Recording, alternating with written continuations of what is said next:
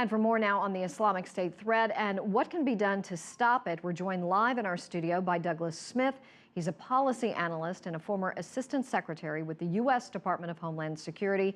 Thank you so much and welcome back to our broadcast. U.S. President Obama working with 9 different allies right now. We know many of them: Britain, France, Australia, Canada, Germany, Turkey, Italy, Poland, Denmark, on a military strategy. But the Islamic State has proven it can work outside the borders. So from your experience, what type of threat is the IS beyond the Middle East?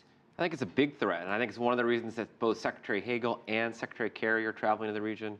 I think it's a great first step, getting these 9 on board. I think the travels next week with the 2 secretaries will solidify the partnerships with Saudi Arabia, with Jordan, other members in the region. As we saw today in the news conference in France, the journalist identifying the shooter from the heinous shooting earlier in the summer, they're moving around, and I think the time to act is now.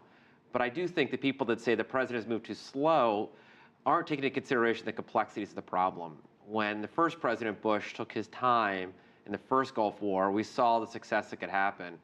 When the Bush 43 went in and rushed the job, we've now seen the mess that we've had to clean up.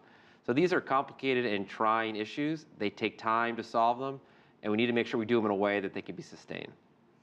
What can the other Arab partners do to help out? I know that we have been very cautious, obviously, about enlisting any support in Syria for obvious reasons, but what can the other Arab partners do?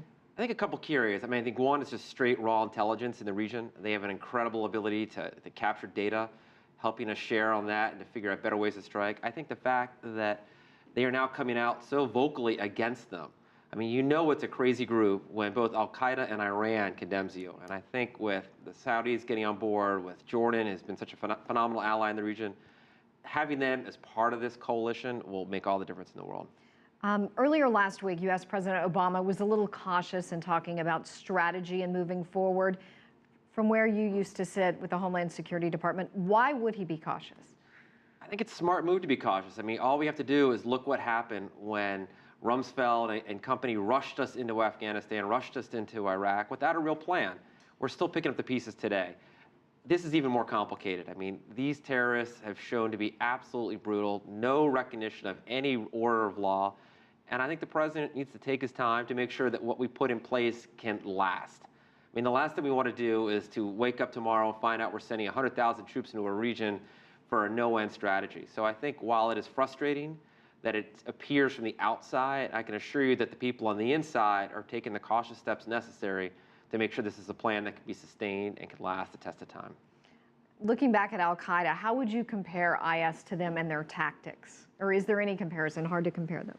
I think they're ever more brutal. Al-Qaeda spent a lot of time, bin Laden, tremendous tactical planning, the attack on the World Trade Center, their obsession with global aviation, big, large targets. ISIS is shown to be simply brutal. They will go in, they want to capture land, they will murder, pillage all the way. They don't seem to have as much of a tactical planning that Al-Qaeda did, but that makes them that much more unpredictable and that much more scary. I see.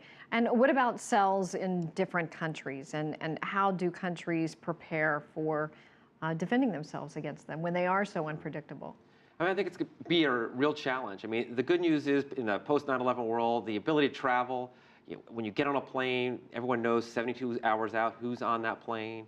And that while there may be French citizens, German citizens, British citizens who are traveling back and forth, it's not like they're traveling in a vacuum. That being said, I can assure you that in all of these countries, the in-country intelligence services are not sleeping much these days. I think the threat of what is going on, but I also think the pushback. The State Department has done an amazing job over the last 3 years of educating Muslims in this country that we support Islam, we support Muslims, we don't support this, and that to go and join these fighters would be a bad move. And I think they will continue to do that, and with that, I think we will see continuing safety. All right, and what about the issue with visas? Will they be screened? I think the visa issue, particularly in visa waiver countries, will remain a challenge. That being said, it's not as if they just get on a plane and can travel without anybody knowing anything. Do they get the same level of scrutiny that a Chinese citizen, for example, has to go in and apply for a visa, or a Russian citizen?